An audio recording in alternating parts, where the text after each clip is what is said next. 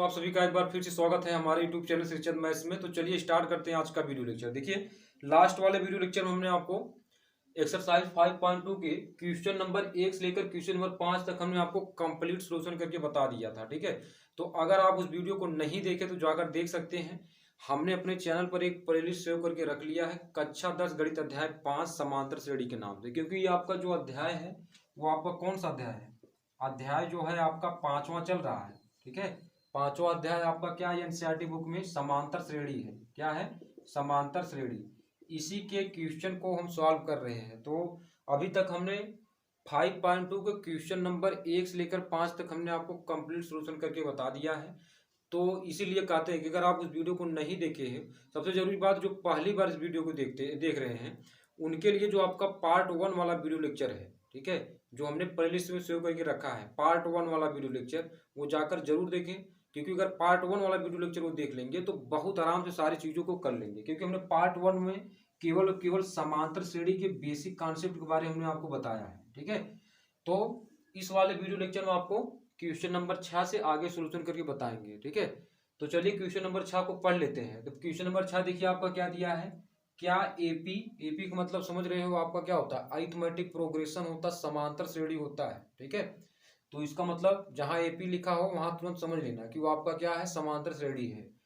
फिर इसमें दिया है कि 11, 8, 5, 2 का एक पद -150 है। ठीक है, अगर नहीं है तो क्यों नहीं है ये भी हमको बताना है। तो देखिए हमको इसमें ये बताना है कि जो आपका -150 है वो समांतर श्रेणी का कौन सा पद है। ठीक है, यानी ये 7वां पद होगा कि 8वां पद होगा कि 9वां पद होगा। तो पहले देख लेते हैं इसमें कितने पद है। 1, 2, 3, 4 पद हमको मतलब ज्ञात है। तो इसमें आप ये हमको बताना है कि ये 6वां पद होगा कि 7वां पद होगा कि 8वां पद होगा, यानी कुल मिलाकर हमको 9वां पद इसमें ज्ञात करना है। अब ये इसका मान यानी 150 -150 दिया, तो इसको मान सकते हैं हमारे पास क्या है? अंतिम पद पता है, तो जो दिया उसको लिख लेते हैं। ठीक है, तो चलिए छठे नंबर का क्वेश्चन सॉल्व कर रहे हैं, तो लिख लेते हैं क्या क्या दिया है। ठीक है, तो दिया क्या है उसको लिखते हैं। देखिए इसमें आपका प्रथम पद ए का मान दिया है। प्रथम पद ए बराबर आपका कितना दिया है? 11। और यहां से आपका अंतिम पद भी दिया है। अंतिम पद एल बराबर कितना दिया है? -150 दे दिया है। ठीक है, और अगर हम यहाँ सार्वांतर निकालें तो सार्वांतर बराबर क्या होता है? डी बराबर A2 - A1 होता है। दूसरे पद में से पहला पद घटा देते तो आपका क्या होता है? सार्वांतर निकल आता है। तो दूसरा पद आप देख लीजिए कितना है? 8 है, और माइनस कितना करेंगे? 11। तो -11 में से अगर 8 घटाएंगे तो आपका कितना बचेगा? -3 होगा। ठीक है, कितना होगा? -3 होगा। ठीक है, तो ये आपका सार्वांतर हो गया। अब हमको क्या ज्ञात करना है? यानी n का मान निकालना है कि कौन सा पद -150 होगा। तो यानी n हमको निकालना है, तो हम फार्मूला कौन लगाएंगे? अगर हमको अंतिम पद पता है या nवां पद हमको निकालना, तो फार्मूला हम क्या लगाते हैं? nवां पद के लिए फार्मूला लगा दीजिए आप। क्या होगा? an बराबर a plus n -1 into D. और यहाँ से हमारे पास an यानी अंतिम पद पता है, तो l बराबर वही सा फार्मूला, केवल an की जगह l हो जाएगा, n -1 इंटू डी। ठीक है, बहुत सिंपल है, देखते रहिएगा। l का मान आप यहाँ रख दो, -150 हो जाएगा। ठीक है, कितना होगा? -150 हो जाएगा, बराबर a आपका कितना दिया है? 11 है। n हमको ज्ञात करना है, और d का मान अभी हमने निकाल लिया, कितना है? -3 है। d का मान हमने कितना निकाल लिया? -3 निकाल लिया। अब देखिए यहाँ से -150 हो गया, बराबर कर लीजिए। ठीक है, 11 हो गया। ठीक है, प्लस हो गया। अब यहाँ से तुम लोग क्या करोगे? -3 का इसमें गुणा कर दो, तो -3n हो जाएगा। -3 का गुणे -1 करेंगे तो माइनस माइनस क्या होता है? प्लस होता है, तो कितना होगा आपका? +3 हो जाएगा। ठीक है, तो -150 इधर हो जाएगा, और यहाँ से आपका 11 प्लस माइनस के अंदर गुणा करेंगे तो -3n, और कितना होगा? +3 हो जाएगा। बहुत सिंपल है। ठीक है, केवल हमने क्या किया? प्लस माइनस के अंदर गुणा कर लिया। अब जो प्रक्रिया करना है, चर और चर एक तरफ कर लीजिए आप। तो देखिए -150 इधर, अब 11 + 3 जोड़ दीजिए तो कितना होगा? 14 होगा, और माइनस कितना होगा? 3 है। तो -150 और इसको इधर लाएंगे तो -14 बराबर -3n हो जाएगा।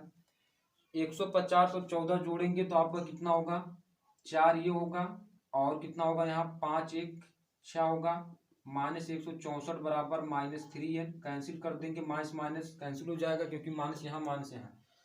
तो अगर कुल मिलाकर बात करें इधर से, तो हमारे पास n बराबर आपका कितना हो जाएगा, 164/3। 164 कितना होगा, 3 हो जाएगा। आप कैंसिल कर लो। तो अगर कैंसिल कर रहे हैं तो यहाँ से, ठीक है, तो यहाँ से आपका 11 और 3, 3 1 4 14, ठीक है, आपका ये हो जाएगा। ठीक है, तो आपका कितना आया, 164 आपका 3 आ गया। तो अब यहाँ से देखिए कि जो 164/3 है, ये क्या आपका पूर्ण संख्या है, ये आपका पूर्ण संख्या बिल्कुल नहीं है, पूर्ण संख्या नहीं है। पूर्ण संख्या क्या है, नहीं है।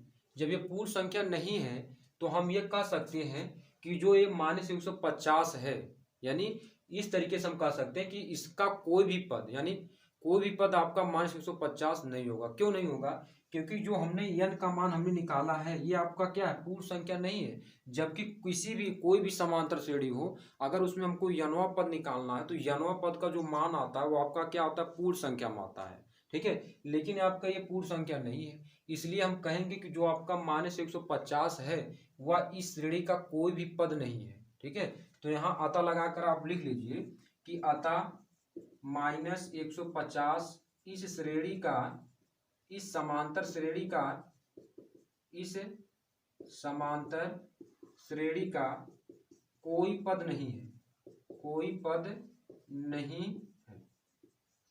ठीक है, कोई पद नहीं, मतलब जहां भी आपको अगर पूर्णांक संख्या नहीं मिला तो आप वहां डायरेक्ट लिखोगे कि ये आपका क्या है, समांतर श्रेणी का आपका कोई भी पद नहीं होगा। ठीक है, जो भी आपका संख्या हो। ठीक है, तो यहां से हमारे पास n बराबर 164/3 मिला, जो आपका पूर्ण संख्या नहीं है। यहाँ लिख देंगे कि 164/3 इज नॉट इक्वल पूर्ण संख्या के। ठीक है, तो इसलिए आपका क्या होगा, -150 जो होगा इस समांतर श्रेणी का कोई पद नहीं होगा। ठीक है, तो आता लगाकर आपको लिख लेना है। तो चलिए, हमने यहाँ तक आपको कंप्लीट करके बता दिया। कहाँ तक हमने, यानी छठा पद वाला हमने, सॉरी, क्वेश्चन नंबर 6 हमने आपको सॉल्व करके बता दिया है। अब आते हैं अगले क्वेश्चन पर, क्वेश्चन नंबर 7 पर। तो इसको आप लोग स्क्रीन शॉट कर लीजिए, उसके बाद आपके 7वें नंबर क्वेश्चन सॉल्व करके बताते हैं। तो चलिए इसको रब कर देते हैं। ठीक है, साथ साथ में नोट भी करते रहिएगा। अब आते हैं 7वें नंबर के क्वेश्चन को सॉल्व करते हैं। तो चलिए 7वें नंबर क्वेश्चन को सॉल्व करते हैं। चलिए आते हैं अब इसके बाद क्वेश्चन नंबर 7वें पर। तो क्वेश्चन नंबर 7वां आप लोग अपने एनसीईआरटी बुक से मिलाइए। क्वेश्चन नंबर 7वां आपका क्या दिया है, देखिए, कह रहा कि उस एपी का 31वां पद ज्ञात कीजिए जिसका 11वां पद 38 है और 16वां पद 73 है। तो सबसे पहले हम क्या करते हैं, सॉल्व में जब हम हल करते हैं, मतलब जब हल करते हैं तो जो दिया है पहले उसको लिख लेते हैं। तो चलिए जो दिया उसको लिख लेते हैं। तो 7वां वाला देखिए, इसको सॉल्व करके बता रहे हैं। ठीक है, तो 7वां वाला देखिए जो दिया है, यानी हमको क्या दिया है, जिसका 11वां पद आपका दे दिया है, यानी 11वां पद आपका दिया है, 11वां पद आपको कितना दिया है, 38 दिया है। ठीक है, तो 11वां पद यानी इसको मान सकते हैं A11 बराबर कितना है, 38 है। तो 11वां पद का फार्मूला अगर हम देखें तो आपका कितना होगा, A + 10D होगा। अगर आप an से निकालना चाहते हो, यानी anवां पद से निकालना चाहते हो, तो A + 11 - 1 × D, तो A प्लस कितना होगा, 10D हो जाएगा। इस तरीके से भी निकाल सकते हो, इस तरीके से भी निकाल सकते हो। तो आपका 11वां पद यानी A11, यानी इसका कितना हो जाएगा, 11वां पद का फार्मूला A + 10D बराबर कितना है, 38। इसको मान लीजिए आप समीकरण नंबर 1 मान लीजिए। फिर इसमें आपका क्या दिया है, और 16वां पद 73 है, 16वां पद दिया है, यानी A16 बराबर कितना दिया है, 73। तो A16 कितना हो जाएगा, A + 15D हो जाएगा। बस केवल हम क्या करेंगे, एक घटा देंगे बस। A प्लस कितना होगा, 15D बराबर क्या होगा, 73। इसको मान लीजिए आप समीकरण नंबर 2। इसको मान लेंगे आप, क्या मान लेंगे, समीकरण नंबर 2। अब हमको ज्ञात क्या करना है, हमको यह ज्ञात करना है कि उस समांतर श्रेणी का 31वां पद निकालिए। 31वां पद हमको निकालना है, यानी A31 बराबर किसके होगा, A + 30D के। ठीक है, ये हमको निकालना है। ठीक है, तो इसको निकालने के लिए हमको देखिए आपको क्या जरूरत पड़ेगी, यानी A का मान निकालना पड़ेगा और D का मान निकालना पड़ेगा। तो हम क्या करेंगे, यहाँ समीकरण 1 व 2 को हल करके ए और डी का मान यहाँ रख देंगे तो 31वां पद आ जाएगा। तो समीकरण 1 व 2 को हल कर लेते हैं। तो यहाँ लिखते हैं समीकरण 1 व 2 को हल करने पर, समीकरण 1 व 2 को हल करने पर, तो समीकरण 1 व 2 को हल कर लीजिए आप। तो a प्लस 10d बराबर आपका कितना है, 38 है। और यहाँ से देखेंगे a प्लस 15d बराबर आपका कितना है, 73 है। तो समान चिन्ह है, प्लस प्लस है तो घट जाएगा, ये माइनस हो जाएगा, ये माइनस हो जाएगा, तो प्लस माइनस से ये आपका कैंसिल हो जाएगा। अब देखिए ये आपका कितना है, -15d है, ये आपका प्लस 10d है। तो -15 में से 10d घटाएंगे तो कितना बचेगा, -5d बचेगा, बराबर -73 में से आप 38 घटा दीजिए, ठीक है। तो 73 में से 38 घटाएंगे तो 13 में से 8 घटाएंगे तो आपका कितना बचेगा, 13 में से 8 घटाएंगे तो यहाँ से आप यानी 13 में से पहले आप 3 घटा दीजिए तो आपका कितना बचेगा, 10, ठीक है। और 10 में से आप कितना घटा दीजिए 5 घटा देंगे तो आपका कितना बचेगा, 5 3 8, यानी यहाँ से सॉरी हाँ -73 है ना, ठीक है। तो यहाँ से आप 73 में से आप कितना करेंगे, 38 घटाएंगे। तो 13 में से आप 8 घटा दीजिए, ठीक है। तो 13 में से 8 घटाएंगे तो 8 4 12, 8 5 13, ठीक है, 5 बचेगा। और यहाँ से आपका कितना होगा, 6 बचेगा, यहाँ 3, यानी आपको कुल मिलाकर बात करें तो -35 होगा, ठीक है। घटा लीजिएगा, ठीक है, माइनस आपका कितना होगा, 35 होगा, क्योंकि माइनस में से घटा रहे हैं। तो देखिए आप माइनस यहाँ कैंसिल हो जाएगा, तो डी बराबर आपका कितना होगा, 35/5, कैंसिल कर देंगे, 5 7 35, तो डी का मान हमारे पास कितना हो गया, 7 आ गया, ठीक है। अब देखिए एक तो मान आपका आ गया, डी का मान आ गया, अब हमको ए का मान निकालना है। तो अब हम क्या करेंगे, जो डी का मान आप चाहे समीकरण नंबर 1 में रख दो या समीकरण नंबर 2 में रख दो, डी का मान आप समीकरण 1 में रखो या समीकरण 2 में रखो, जहां भी रखोगे आपका वही मान एकदम करेक्ट आएगा, ठीक है। मतलब चाहे 1 में रखो चाहे 2 में रखो, ठीक है। तो अब यहाँ लिखेंगे डी का मान समीकरण नंबर 1 में रखने पर, 1 में रखने पर, तो डी का मान अगर हम समीकरण नंबर 1 में रखें तो समीकरण नंबर 1 आपका क्या है, a प्लस 10d बराबर 38 है। तो a प्लस 10d, डी का मान हमने निकाल लिया 7 बराबर 38, तो a प्लस 10 7 70 बराबर कितना होगा, 38। तो a बराबर 38 माइनस 70, तो 38 में से अगर हम 70 घटा रहे हैं तो हमारे पास रिजल्ट कितना आएगा, ठीक है। यानी 10 में से 8 घटाएंगे तो 2, और यहाँ कितना बचा, 6 में से 3 घटाएंगे 3, यानी आपका -32। ए का मान कितना हो जाएगा, -32 हो गया, डी का मान 7 हो गया, डी का मान 7 हो गया। अब यहाँ से हम A31 निकाल लेते हैं, 31वां पद। तो ए का मान -32 है, 30 गुणे डी का मान आपका कितना है, 7 है। तो यहाँ से आपका -32 और 7 0 0 7 1 21 210, ठीक है। 210 में से आप 32 को घटा दीजिए, 210 माइनस 32, 10 में से 2 कितना हो जाएगा आपका, 8 बचेगा, यहाँ 20 बचा, 20 में से आप 3 डायरेक्ट घटा दीजिए, ठीक है। तो आपका कितना बचेगा, 17, ठीक है। यानी कितना होगा, 178, 178, यानी जो 31वां पद होगा वो आपका कितना होगा, 178 होगा। तो आंसर की आप लोग जांच भी कर लीजिएगा, जो 31वां पद होगा इसका आपका कितना होगा, 178 होगा। तो यहाँ आप लिख लीजिएगा, या इस तरीके से रहने तो तब भी कोई दिक्कत नहीं है, 31वां पद आपका कितना होगा, 178 होगा।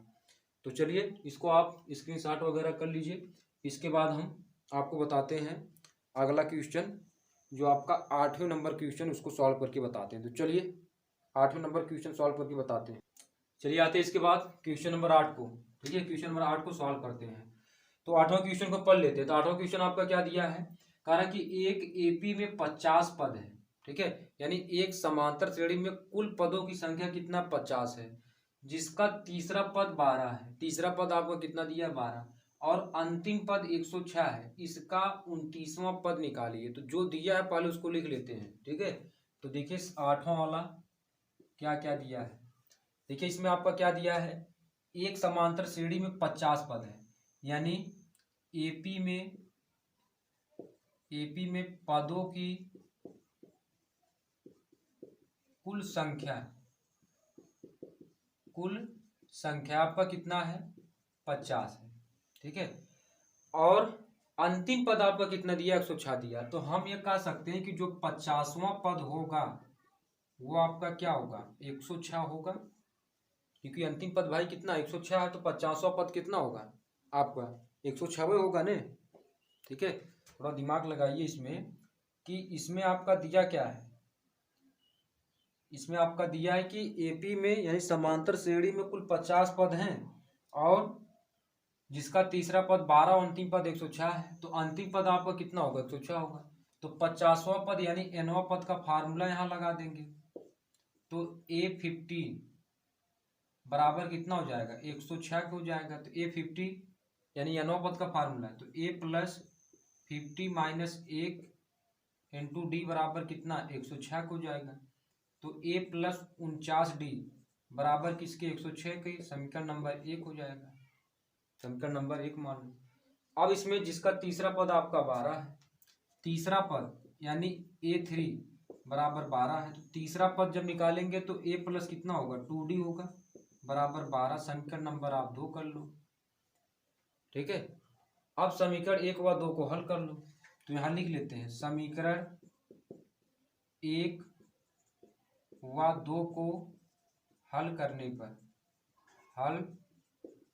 पर क्यों हल करेंगे? क्योंकि देखिए हमको क्या निकालना? 29वां पद निकालना है, यानी A29 निकालना है। तो A + 29 - 1 इंटू डी, यानी A + कितना होगा? 28D।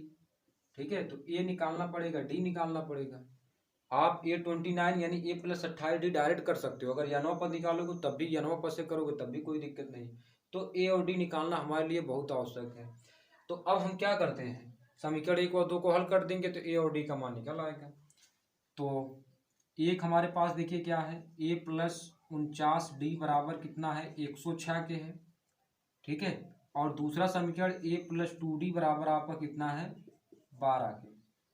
ठीक है, तो समान चिन्ह है तो घट जाएगा, माइनस माइनस माइनस, तो ये घट जाएगा। 49D में से 2D घटा दीजिए। ठीक है, तो कितना होगा? 47D होगा। 106 में से 12 घटा दीजिए। ठीक है, 106 में से 6 घटाएंगे 6 होगा, फिर 6 में से आप 6 फिर घटा दीजिए तो 94 होगा। ठीक है, तो D बराबर कितना होगा? 94। ठीक है, D बराबर कितना होगा आपका? 94 बटे कितना होगा? 47। ठीक है, तो D का, अब D बराबर 94 है, तो अगर हम यहाँ से D का मान निकालें, D बराबर आपको 54 बटे कितना है? 47 है। कैंसिल कर देंगे तो D का मान 47 बट 47 दूना कितना होगा? 94।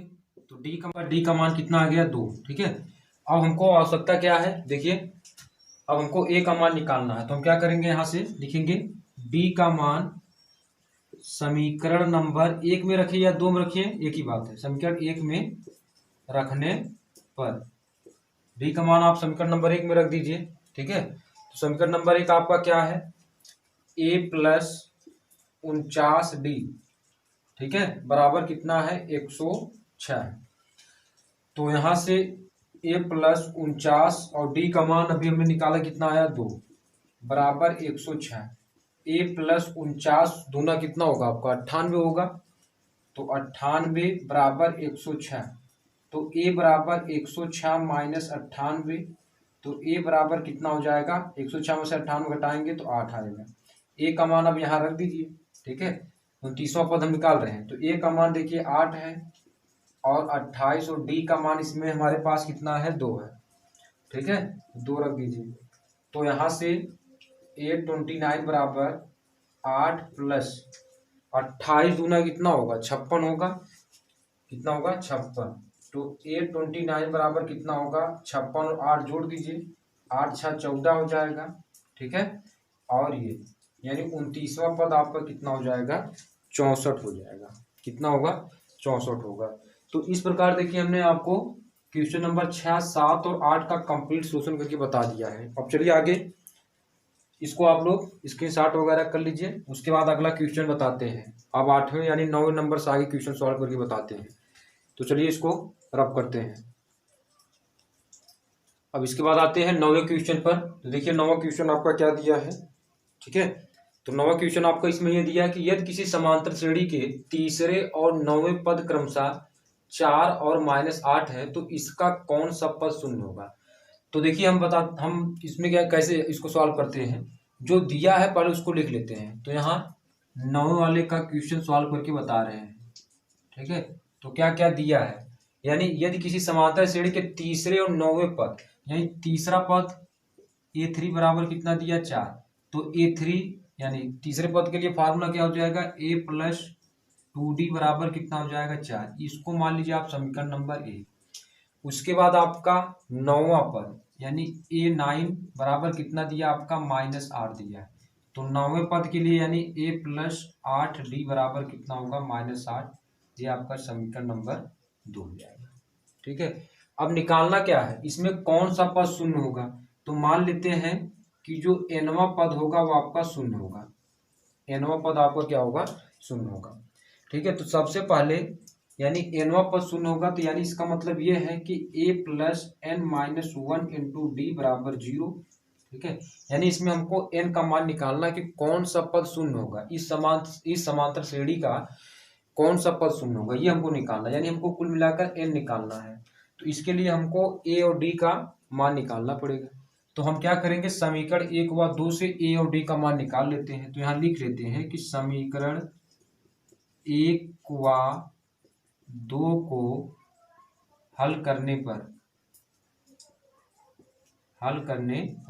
क्या करेंगे, समीकरण 1 व 2 को हल करेंगे तभी तो हमारे पास a और d का मान निकल आएगा, ठीक है। तो चलिए हल कर लेते हैं। तो देखिए समीकरण आपका a प्लस 2d बराबर आपका 4 है, इधर आपका a प्लस 8d बराबर -8 है। तो माइनस माइनस माइनस ये आपका माइनस है तो प्लस हो जाएगा, ये कैंसिल हो जाएगा। -8d में से प्लस 2d घटा देंगे तो कितना होगा आपका -6d होगा।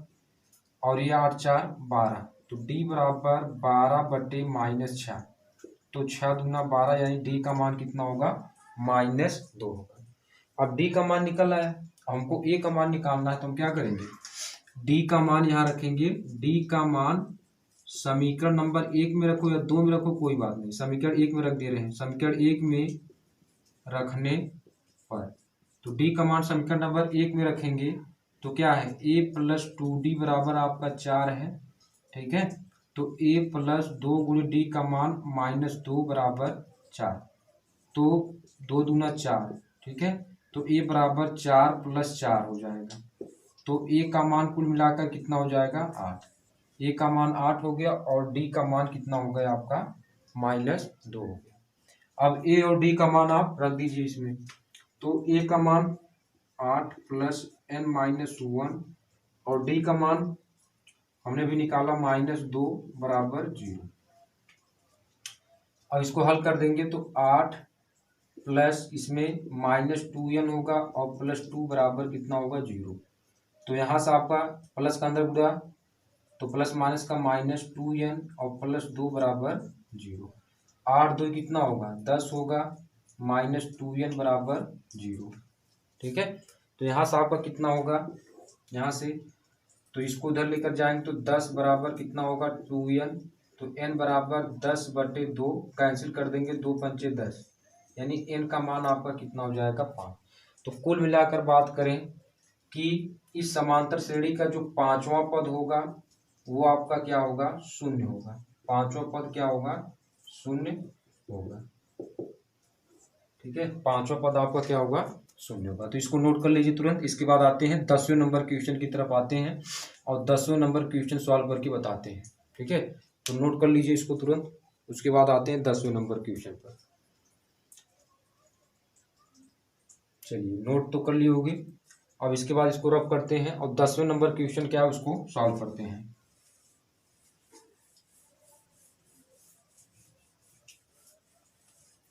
तो चलिए आते हैं 10वें नंबर के क्वेश्चन पर और 10वां नंबर देखिए क्या दिया गया उसमें।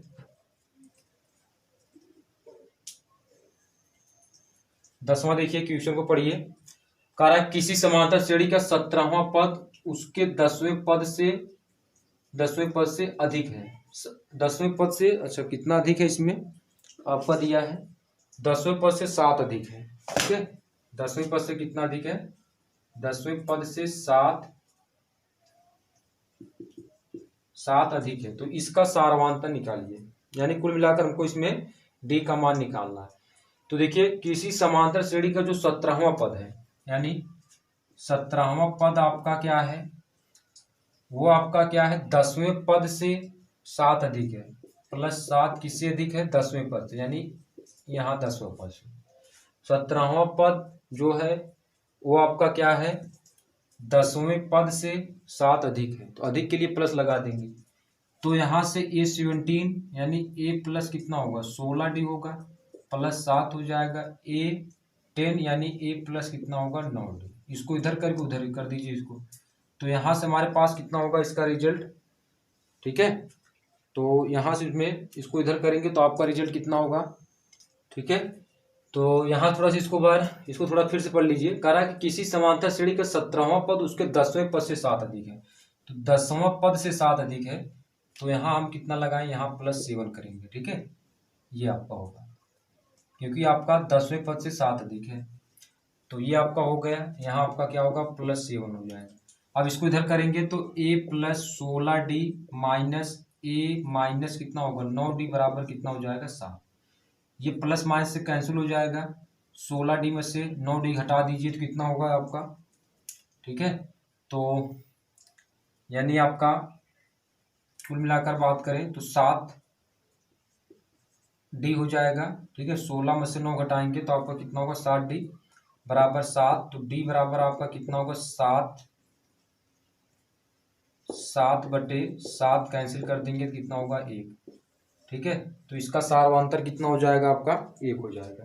हमको इसमें क्या निकालना था सारवांतर, तो सारवांतर इसका कितना हो जाएगा, यानी कॉमन डिफरेंट कितना हो जाएगा 1 हो जाएगा। ठीक है, क्वेश्चन थोड़ा एक बार फिर से पढ़ लीजिएगा। कह रहा कि किसी समांतर श्रेणी का जो 17वां पद है वो 10वें पद से 7 अधिक है। तो 10वें पद हम कितना करेंगे +7 करेंगे। ठीक है, इसको इधर लेकर आएंगे तो ये माइनस हो जाएगा, या इसको इस तरीके से समझ सकते हैं कि जो 17वें और 10वें पद का जो अंतर है वो आपका कितना है 7 है। 17वें पद और 10वें पद का अंतर कितना है 7 के बराबर है। तो इसको इस तरीके से सॉल्व कर देंगे तो हमारे पास सारवांतर कितना हो जाएगा 1 हो जाएगा। ठीक है, तो इस प्रकार हमने आपको क्वेश्चन नंबर 5 से लेकर क्वेश्चन नंबर 10 तक हमने आपको कंप्लीट सोल्यूशन करके बता दिया है। तो इसको आप लोग फिर कॉपी भी बना सकते हो। तो चलिए इस वीडियो को यहीं पर अंत करते हैं। इसके बाद वाले वीडियो लेक्चर में हम आपको क्वेश्चन नंबर 11 से आगे सोल्यूशन करके बताएंगे। तो चलिए इस वीडियो को यहीं पर अंत करते हैं।